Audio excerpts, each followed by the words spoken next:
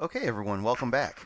This brief tutorial is going to walk us through how to create, save, modify, and import brushes from Adobe Photoshop.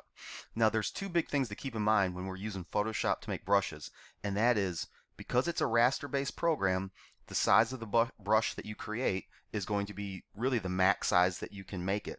So if you're working on a poster that's 40 inches by 30 inches, you're probably going to want to create brushes that are fairly large. The flip side is if you're doing something really small, say a banner for a website, you can get by with 72 DPI brushes. My general rule of thumb is you can always make things smaller. You can't make them larger. We know that because if we try to make them larger, they pixelate. So, better safe than sorry. It might be smart to kind of make these things larger in the event that you do need to go large from it. The second thing is, and you're going to see this momentarily, brushes are created off of value. So where you see dark pixels, that's going to be where the opacity is. Where you see light pixels, like this skull, the white image back here, the white pixels, are going to be transparent. This is going to take a second to get used to because our second exercise is going to be creating patterns, and those behave a little bit differently. But let's start with brushes. I've got two files here, and this is what we're going to demo in class this week. They're both skulls, but one has a black background and one has a white background. And this should really kind of reveal the difference between the two. But before I even do that, I'm going to create one from the ground up. And I'm going to create one of my favorite brushes, which is a waffle brush. So what I would like you guys to do is go to File, New, and just to give you some easy parameters, let's plug in our own dimensions of maybe 2 inches by 2 inches. To me, that's a pretty standard brush size. I find it pretty versatile. I'm going to make it 300 DPI, so it's set for print, and then RGB is fine. And go ahead and choose Create. Now you're more than welcome to explore the different layers, but to do a simple waffle brush, I'm just going to go ahead and get a common brush out, and I'm going to paint with black and just do a couple lines here. So 1, 2, 3, 4, 5, 6, 7, something like that, and then do kind of the same on the other end. So it's more like a hatchy type brush. You can kind of experiment with it, see what works for you. And when you do your own brushes, please feel free to experiment. The big takeaway here is create something that's going to be usable. Think about, do you need something that's kind of distressed or grungy or liquidy? Is it supposed to look like raindrops? Maybe you want something that looks like teardrops. Whatever, go ahead and choose to create that. Now I do have a white background and a black brush. Where you see the dark pixels, 100% black, right here, that means that whatever color I choose is going to be 100% black. If I was to choose red, say, and paint with a little bit of red, I'll maybe put a couple red circles in here. Take a look at what happens when I save this and I use it to paint with. Okay, so this will be my brush. The next part is I need to define it as a brush. Right now it's just a Photoshop image. It doesn't understand that it needs to be a brush, but this is pretty simple to do. We're going to go to Edit, Define Brush Preset. Once we do this, we have the ability to name it. Now you can name it now or name it later. I think it's a good idea to name it now, and I'll call this waffle red, not red, red dots, and choose OK. Again, by default, if I've got my brushes out, it wants to go ahead and load it, and you can see kind of the cursor is already a placeholder what this brush looks like. In order to get a good sense of scale, though, a good rule of thumb for me is go to File, New, and choose a piece of paper. If you go to Print, the very first one, 8.5 by 11, this is just a standard size of computer paper, typing paper. You guys have all seen this, worked with it, so you know the scale. So now you can visualize, oh, this is about the size of that brush at 100%. Again, I can make it smaller by using left bracket or larger by making right bracket.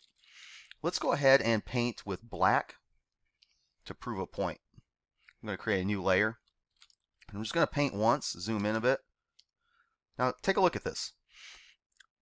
There are parts of the brush that are fully opaque, the black areas in the hatch. Where those red dots were, right over here, those kind of came out gray. It's not so much that they're gray, it's they are black, but they are semi-transparent. And to prove it, if I was to put an adjustment layer underneath it of, say, green, you can kind of see some of that green underneath it. So if you paint with color, red, blue, whatever, it's going to be some version of transparency. If I keep painting with this, go to B, and now I'll paint with, say, red. it doesn't always paint with black like the brush was created. It will paint with whatever color you have in the foreground, and now maybe you get a better sense where those red dots were. They're kind of semi-transparent. Let's change the color to maybe a blue. And there you get a really good look at it. That dot is semi-see-through. So when I defined it by creating red, I've actually made it semi-transparent. Now this might take a few seconds to kind of get used to, so you understand, oh, black is 100% opaque, white is 100% transparent, and then anything that's color or grayscale is somewhere in between. So I've defined a brush and I've loaded a brush. Pretty simple. Let's save a couple other brushes and see what happens. Here is a skull. Now this is a photograph, and you can absolutely use photographs for your project. Again, I'm going to go to Edit, Define Brush Preset, and I'll call this Skull White. Okay. Go back to my sample page here. Now this is a pretty small brush, but let's go ahead and paint with it. And you can see that yes, it does look like a photograph, sort of, and there are areas that are semi-transparent. Those semi-transparent areas are the white areas of that skull. So where I see white, where I see white, it's see-through on the brush. Where I see black, it's fully opaque. And I can change the color. So don't make that mistake of thinking because my brush or because my image was black, I'm going to paint with black. No, you're actually going to paint with whatever color you have in your foreground. And that's pretty useful. So white areas are painted transparent, darker areas are more opaque. And to prove it, to drive that point home, let's take this and define this as a brush by Edit, Define Brush Preset, and I'll call this Skull Black. And take a look at what happens.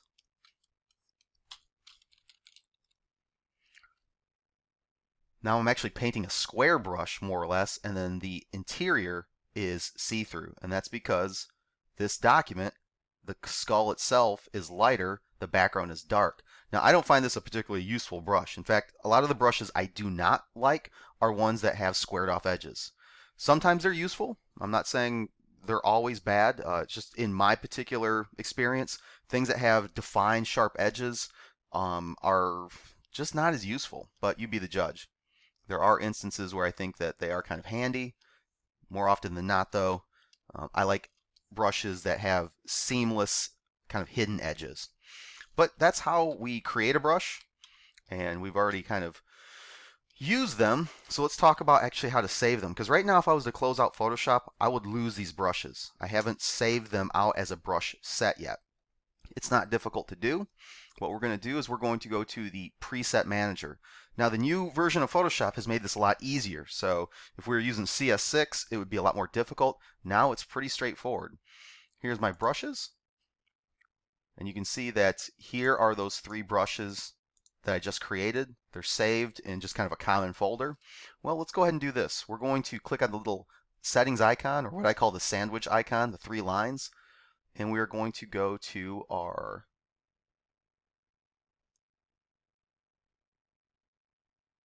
let's go to our brush settings here.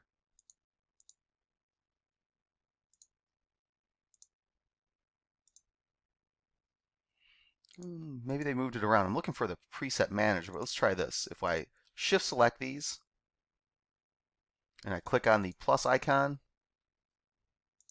it's not what I'm looking for. Actually, I'm going to have to do a little bit of investigation because they've taken away the preset manager. So let me stop here and find out exactly where that's gone to, and then we're going to, oh, never mind. So there is no more preset manager. We're going to export selected brushes. And this is what I'm going to want for your document. So the brushes that you create, all 4 of them, select them all, and then you're going to go to export selected brushes, because I don't want you to export all the brushes that are in Photoshop. It's going to want to be an ABR. That's the extension for Photoshop brushes. Name them your last name. Leave ABR selected and put them in a place that you can remember. So I'll just put these to my desktop and choose Save. All right, let's go ahead and load those brushes, because once I close out Photoshop, I'm going to want to bring those back. To load brushes is really simple. We're just going to click on the settings icon and import brushes. find where those are located. So we'll go to our desktop. There is the file. This is an ABR. Click on it, choose load, and look right here. Inside of a folder labeled my last name are those brushes. So for your project, I'm going to want to see 4 brushes. Again, try to pick brushes that are going to be kind of useful. We're also going to be exploring the shape dynamics. So maybe I want to space these out and rotate them some. One way that I really like to use this waffle brush is through a mask. So if I went to File, Open, and maybe find a photograph.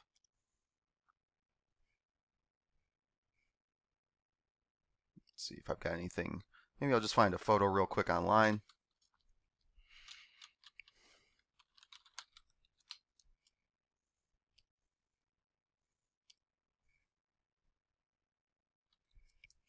And copy this, paste it, turn everything else off, and pop a mask on this layer, and check this out. This is pretty cool. And now I can use that waffle brush as a texture and paint.